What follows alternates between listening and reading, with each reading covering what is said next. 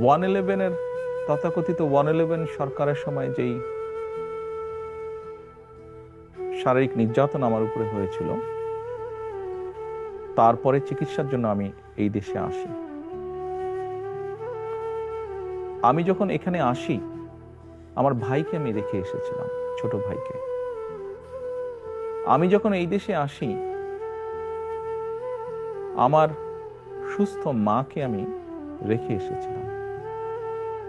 একটি ঘর রেখে এসেছিলাম, যেই ঘরে আমি এবং আমার ছোট ভাই বড় হয়েছি, যেই ঘরে আমার বাবার স্মৃতি ছিল,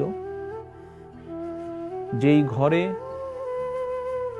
আমাদের দুই ভাইয়ের সন্তানরা জন্মগ্রহণ করেছিল,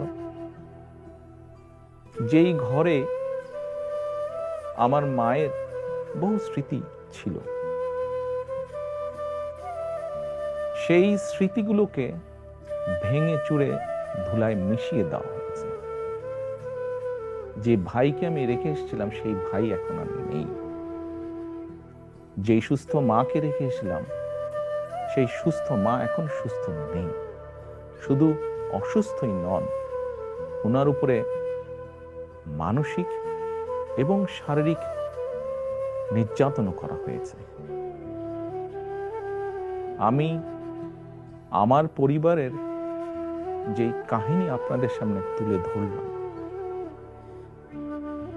এটিকে আপনারা কাহিনী বলুন বা সংগ্রাম বলুন, যেটাই বলুন না কেন, এটি শুধু আমার কাহিনী না বা আমার পরিবারের কাহিনী না।